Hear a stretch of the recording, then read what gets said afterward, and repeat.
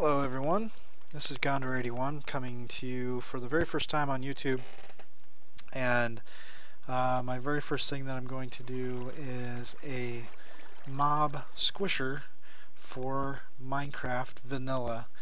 This is as of Minecraft Vanilla version 1.7.2. This will work with any sort of mob.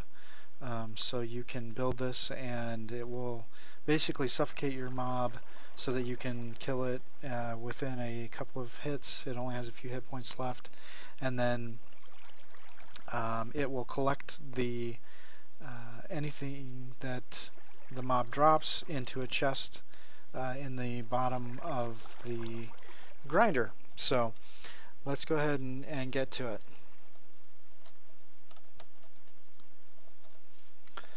So I'm going to kind of line up here so that we can get things kind of straightened out. I like to start off at the second block over, which will allow me to build a number of different things. We're going to start off with one block here and one block here because our river needs to be too wide so we can handle spiders as well as any other mob that might potentially come into this grinder. From that one single block, we need to have 4 sticky pistons, 1 block back from that. So we're going to put in some sticky pistons. That's going to be the squishing mechanism on both sides. So we're going to put in our sticky pistons both sides. That will squish the mobs that are standing right here where I'm at right now.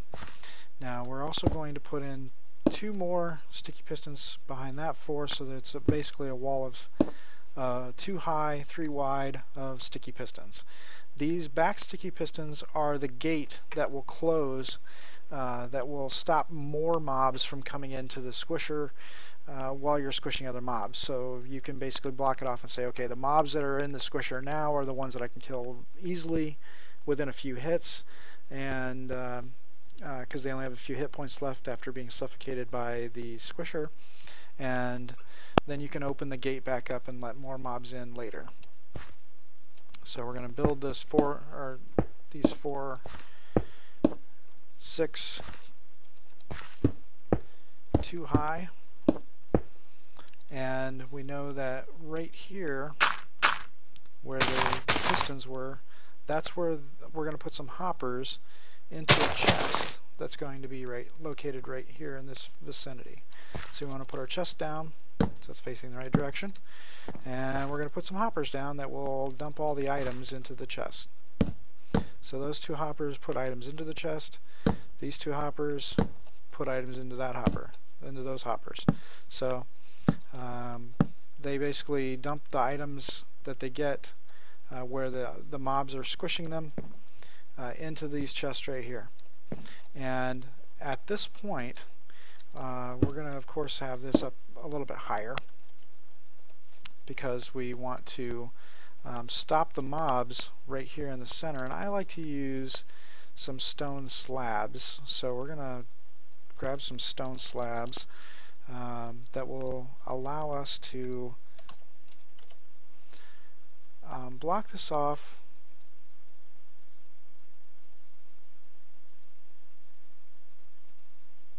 just enough so that we can, stop the mobs from advancing forward, but we can still get the experience out from underneath. If the experience, we can't get it from up top, which we're going to build a stair step up to that right now, but we can also see in here and see what's there. Okay, so we've got that part built. Now we need to build out from there. I'm just going to put 2 blocks down so we can build the stone slab step up to the top, and you'll see why we want that in a moment. That will allow us to get up there and kill those mobs that are being squished. And then from these corners we're going to go diagonal off 1 and put in a lever on this side and a button on the other. You say, well, why do we need a lever and a button? Well, the lever acts as to close the 3rd row back, to close the gate, and the button operates the 4 pistons on either side in the front to do the squishing. So I'm just going to put a lever on this side, and we'll get to that lever in just a minute. We're going to first work on this side. What do we got to do over here to make these work? Well, let's start off by taking the redstone signal off the button and building an RS NOR latch. Now the RS NOR latch is a pretty important part of this mechanism, because without the RS NOR latch we wouldn't be able to do a lot of the things that we're going to be doing here in just a moment. So we're going to talk about the redstone repeaters, the redstone torch, and the redstone that we need for the RS NOR latch. So first thing we're going to do is put a torch down right off that edge of that block.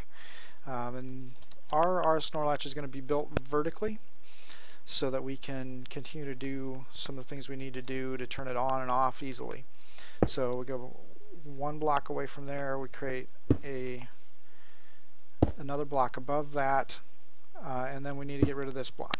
So we've got this sort of layout, and on top of this block right here we're going to put some redstone. We're going to put a redstone repeater underneath, and because we've got this block here, we can now directionally take the signal off of the RS NOR latch in any direction we want to go, away from the repeater. So we're going to actually put it on this side because it's going to be easier for us to get our signal over to the pistons and into our timer mechanism back here on this edge. The last redstone torch, after we place that one, you see that one went out. The last redstone torch we want to place is the one right here, and that will remain out as well.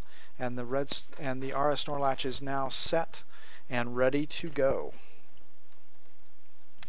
Now we want to take some redstone signal off of this redstone torch, so when it turns on it will create redstone signal, and we want to go here to our pistons that we need repeaters on to signal both pistons at the same time. And we're coming up to turn those on. Now right at this portion we want to make sure we go down at least one spot, because we need to come off of this and go underneath, and we don't want this signal to turn this redstone on, which will in turn trigger this entire RS NOR latch. What we need to do is go down one, and we want to go underneath to signal the other side. So we're going to go down 2, 3. Now I'm building in a flat land, but we only need 3 blocks down, and we're going to go over to the other side and work our way back up. Now there's the chest. You should see that overhead if you've already placed it. And we want to go one further than the chest, that block.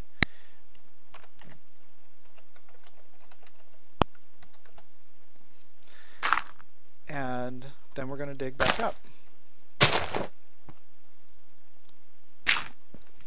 And when I do this, I like to come up here to the side here and just make sure that we're all lined up right.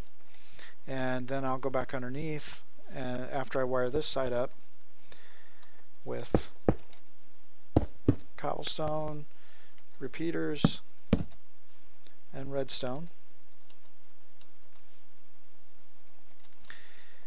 Now I like to go off the back, and I'll show why in a little while, but I'm going to come down here, down one, and then we're going to start going over, and we're going to fill this in with dirt so that we don't have any mobs spawn down underneath here. It'll only be one high, so we can't have a mob spawn right in this area with the redstone.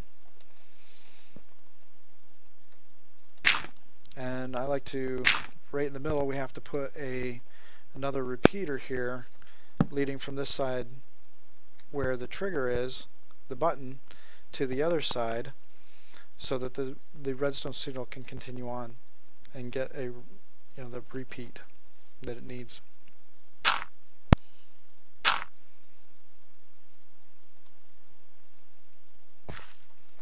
Okay, now That's all wired up.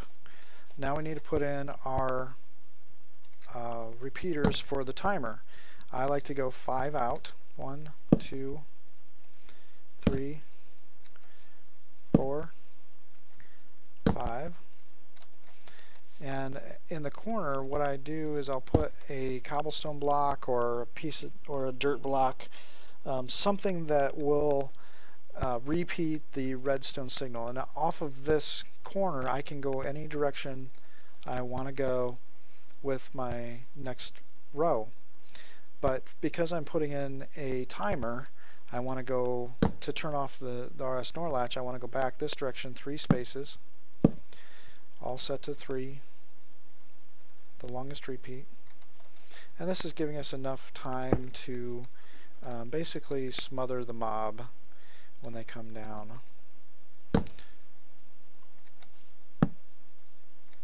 And from here, I'll go all the way back till I'm on the back side of the RS NOR latch before I turn again.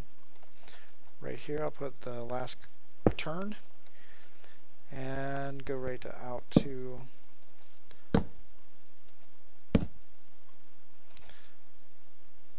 the RS NOR latch. That will turn the RS NOR latch back off once it's turned on.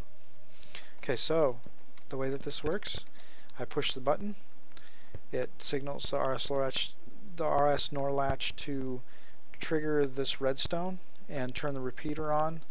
The repeater will turn on, you'll see all those light up and come back around and turn the RS NOR latch off, which turns the pistons back off.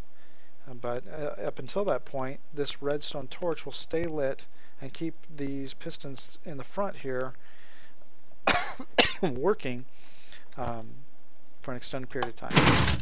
So see, they turned them on immediately.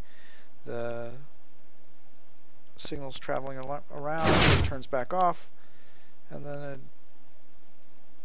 turns the pistons off. And that's enough time for the smothering of the mobs to happen, and for when it opens back up, all of the drops will drop into the hoppers down into the chest, which is able to be accessed from underneath right here. Now, to do the other side, we want to start off at the piston, because at the piston we want to go back 1 and up 2. And we're actually going to go up 3 because we need to come over and block those off so I don't accidentally trigger this redstone with the torch that I'm going to put in right here. So see, that triggers those 2 pistons. Because the torch is at an angle off the second block up, it will trigger both pistons and push them out.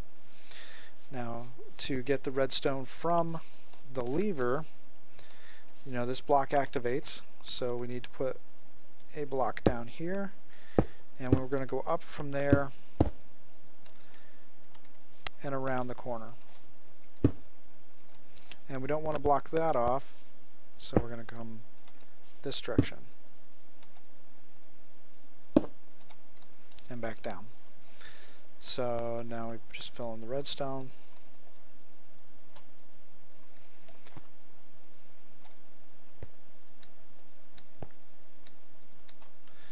And down. And when the lever is turned in the other position, it will turn the redstone torch off and the piston will go back. I'm going to leave it on for right now so that we can see what happens when we wire up the other side. We got to dig underneath, and we want to bring the redstone signal down from on top of that redstone torch block. So we're going to put in a stair here. And I like to come over 1 beyond that so that we've got a little extra room to maneuver underneath here. So I'll bring the redstone down. Oops, I didn't want to do, there we go. And we actually want to dig underneath where these walls will be at. So I'm going to go ahead and fill in the wall so we can see where we're going underneath here. But this, you got to remember that this is the wall that keeps the spiders and mobs inside the river, which is basically pushing them up to the hoppers.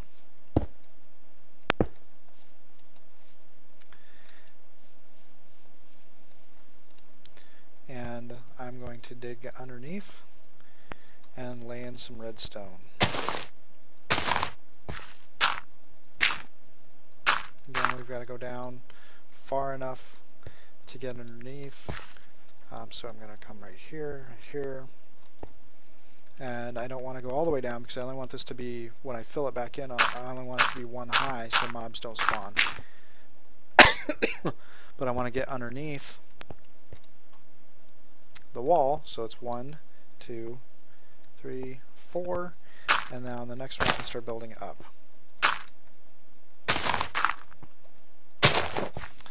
And instead of going straight out, see, I can't go that direction because I'd run right into the timer there. I'm going to come up one block, and then I actually want to come off the block this direction so that I can build up to the redstone torches, or the redstone torch system, which again I'm going to build and not want to block. I don't want to connect here with this redstone, so I need to come over one and put in a block there to keep the redstone signal from advancing onto and connecting into this redstone wire here. And then I'm going to come down this direction.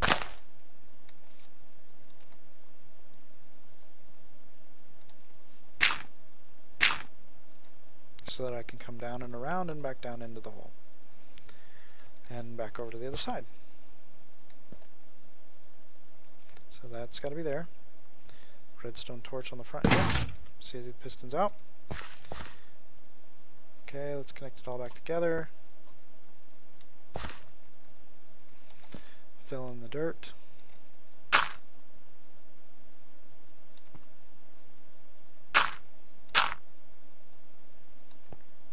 And we will need a repeater somewhere in the middle here to make sure that we get the signal over to the other side, because it does have to travel quite a distance. So I'm going to put the repeater right here. And then of course we've got to climb up out of here, fill in the dirt, and connect the redstone torch. Now if we look at this, it's a pretty simple connection between the two. Simple connection from the lever mechanism over to the redstone torch to turn it off. So if we are up here on top, you can see the gate is closed. We throw the lever, the gate is open. Now, the reason that we build this wall too high is so the mobs can't jump out. And we want the water to push them all the way up to this point. So we want this to be the furthest point in the entire build. So we go back from here, 1, 2, 3, 4, 5, 6, 7. At the 7th block, the 8th block needs to be where the water falls from. So this is where you need to go up one level back into whatever mechanism that you're creating. Either a sky spawner that causes the mobs to spawn up in a dark room and then drop down in the water to this location and then up into the squisher, or you know, whatever you want to build. But this is where your water is going to need to come from. It's right in this 4x4 spot here. And I'm going to go ahead and build this up a little bit so we can put some water in and show you how far the water will move when we do this. So let's grab a bucket of water, and we're going to put the water there and there, and what that was in the back corners. And when the mobs fall, they fall into this water, they follow the river right up to this front point, and then they're here and they're squished. They can't really go back. They'll sit here and try and jump and all that stuff. And what we're going to do to stop them from jumping out all along this way is we're going to end up covering this walkway from 2 in front of this brick. So 1, 2. Right at this point, you'll want to cover the walkway with something such as glass at this height level, so that and then everything above this, everything in this back area will be completely covered.